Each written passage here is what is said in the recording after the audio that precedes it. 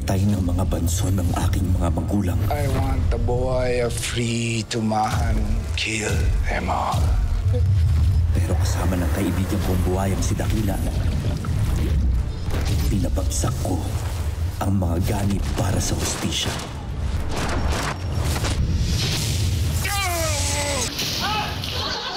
Pero hindi dito natatapos ang kasamaan dahil ang sakim na si Julio. Meron tayong darating na malaking laban. Isinasabong ang aking mga kalahi. Mapapagkakitaan pa natin ito ng malaki sa susunod na mga laban.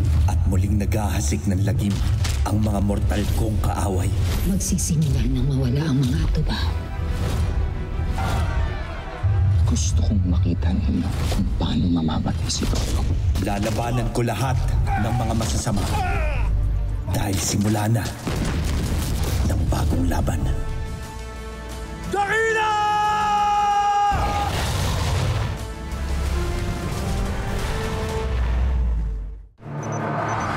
Bomba! Takbo!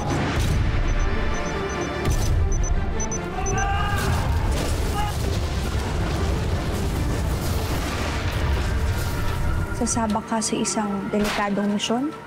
Kung bago kasi tayo kasal, nangako ko sa'yo na lahat ng gagawin ko, ipapaalam ko na muna sa'yo. Salamat sa pagtupad ng pangako mo. Diyan po siya pumasok. Simula po kanina, hindi pa po siya lumalabas.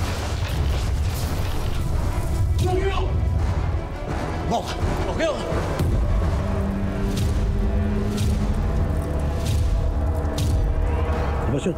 Chief, nahuli ata tayo sa patibong. Alam ng target na sinusundan natin siya. Kaya,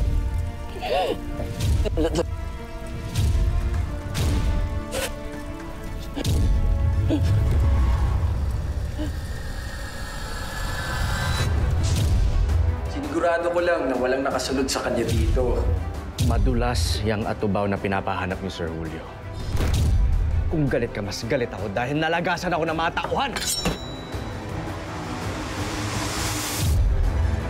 Wala akong pakialam kung nalagasan ka ng tauhan. Palitan mo! Sundin mo kung anong inutos ko sa'yo. Dali mo sa akin ang buhay, si Nando. Dahil kung hindi, isasama kita sa libingan ng mga tauhan mong nalagas. Bakit hindi mo pakita sa mga naririto kung gaano kahayop yung buong lahi nyo? Alam na ng buong tumahan ang nangyari. O si Lolo.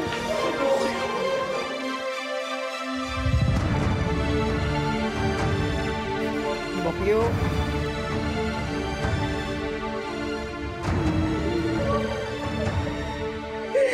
Nahuli na po ba ako sino pumatay sa kapatid ko? Mga walang kaluluwang gumawa nito. Magbabayad sila sa batas. Lolong?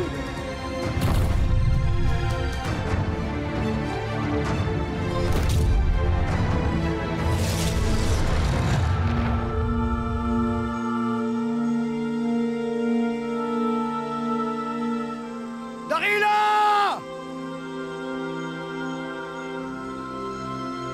Dakila, nasan ka?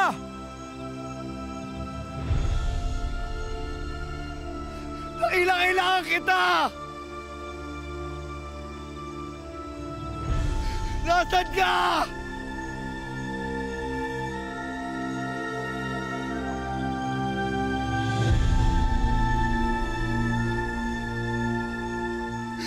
Ayoko maniwala.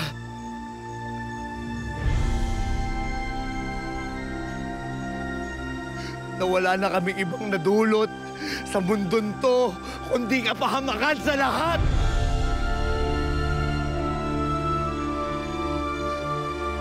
Kaibigan, kailangan kita!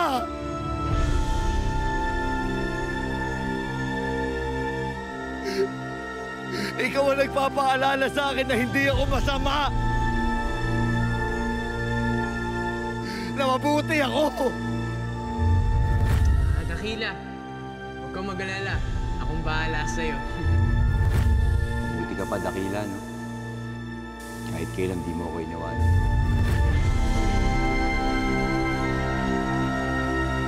Pero Pero bakit wala ka dito?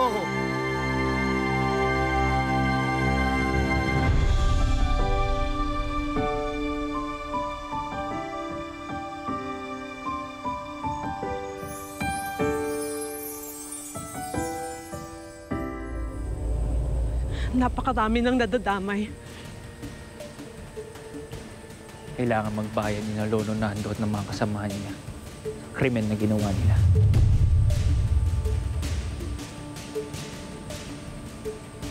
Nadiskubre ko na ang totoong pinagtataguan nila.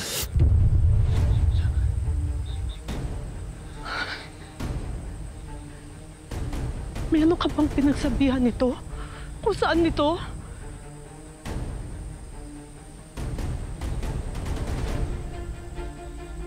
Wala pa po. Pupuntahan ko pa lang sila Lolong at Chief. Martin, pwede ba pakiusap ko sa'yo? Huwag mo muna ito papaalam sa iba. Pakiusap. Bakit, Ines? Anong binabalak mo?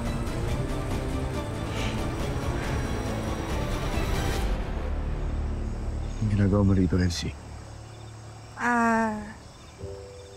Nakita kasi kita tumakbo palayo. Papunta dito. Pero, kung gusto mo mapag-isa,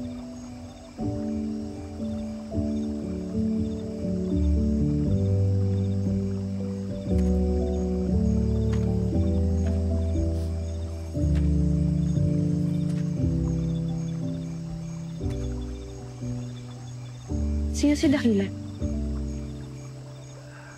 Isa siyang kaibigan.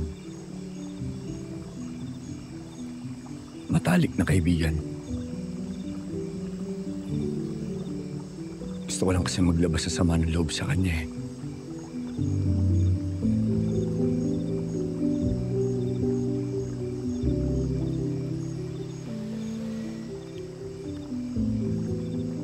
Kung wala siya,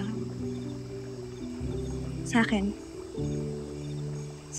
pwede mong sabihin. Sige na. Para naman sa mga pagkakataon na ikaw yung nandyan para sa akin.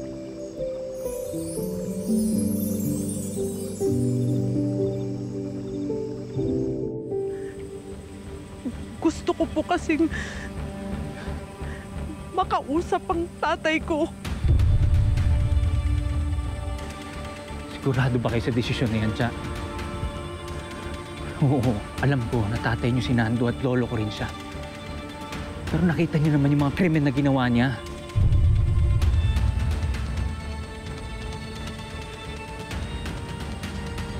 Hindi na siya yung taong kinilala niyong ama noon.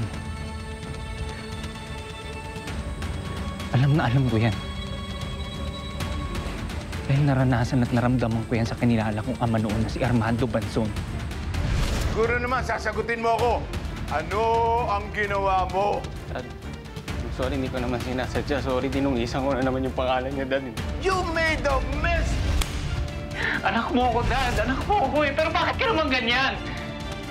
Hindi ka naman yata marunong magmahal eh. Mahal? You lecture me about love? No! Siya lang ako, Dad! Siya lang ito mo! Dad, mahal na mahal kita. Hindi ka kamatay ang palata yan!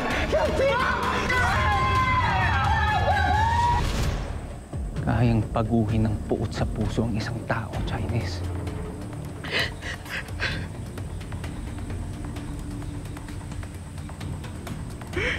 Kaya kung maaari sana, huwag mo nang ituloy anumang pinaplano mo.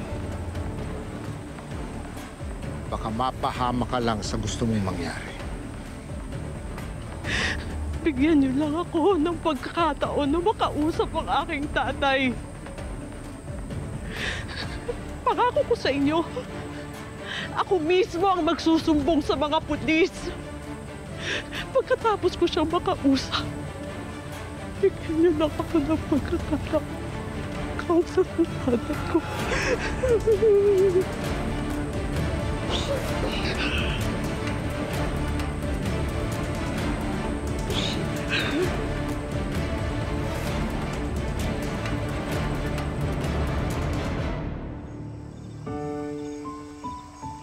Nahihirapan lang kasi ako. Para bang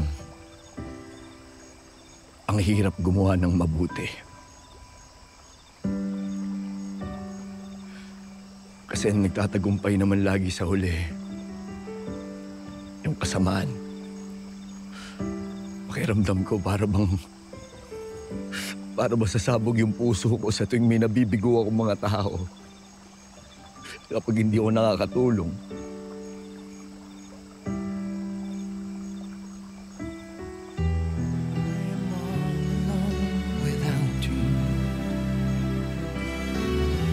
Days are dark without a glimpse of you.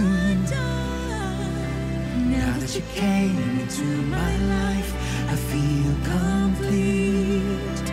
The flowers bloom, the morning shines, and I can see.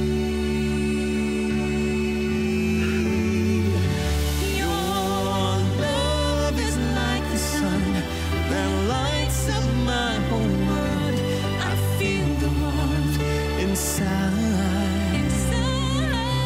Your love is like the river that flows down through my veins.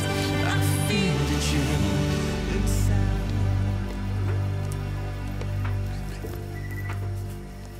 Mang. Pandagdag mo sa niluluto mo. Thank you, Mamang. Alam mo naman, di ko alam gagawin ko kung wala ka. Siyempre, sanay ako na nagluluto kapag fiesta o catering. Pero hindi ko sukat akalain na magluluto ako para sa lamay ng mga pulis ng tumahan. Alam mo, madilim na kabanata to sa buhay natin mga taga-tumahan eh. Pero kung di tayo mamamag-asa o makakita man lang ng kahit katiting na liwanag, eh, ano pang hahawakan pa natin? Di ba? In fairness, may point ka. Ano yan? Ano na ba? Kung tumama yung mga yun. Siyempre. Pag nilala something, apat na something. Lagyan mo na rin ng biscuit, tol. Oo, bigay mo lahat ng ano. Ay, nako! Speaking of kadiliman, ayan yung mga kampon. Ano pa? Paano naging kampon ng kadiliman? Tignan mo nga yan. Basahin mo. Ayun, oh. Hindi ako marunong magbasa. Can you read? No, I cannot. Nagbabagong buhay na ho kami. Mga alagad kami ng batas. Oo nga. Alam nyo, kung sinama lang kami ni Hepe doon sa enkwentro, malamang! Malamang! Pinaglalamayan na rin kayong apat ngayon. Malamang nakatulong kaming apat. Ay, sus! Saka kayo magyabang kung marami na kayong nagawa kaysa yung rumble na sinimulan nyo dito sa tumahan. Correct. Anong? 4 tagapalo ang totoong may dugong matatapang. Alam niyo yan? Alam niyo yan? Sige! Sumugod kayo dun sa gera at magpatayan kayo. Tapos, amin na rin yung request nyo kung anong gusto nyo iluto namin kapag pinaglalamayan na kayo. Ano gusto nyo? Sotanghon, aspaldo, sopas, Konting respeto naman. Ay, konti lang.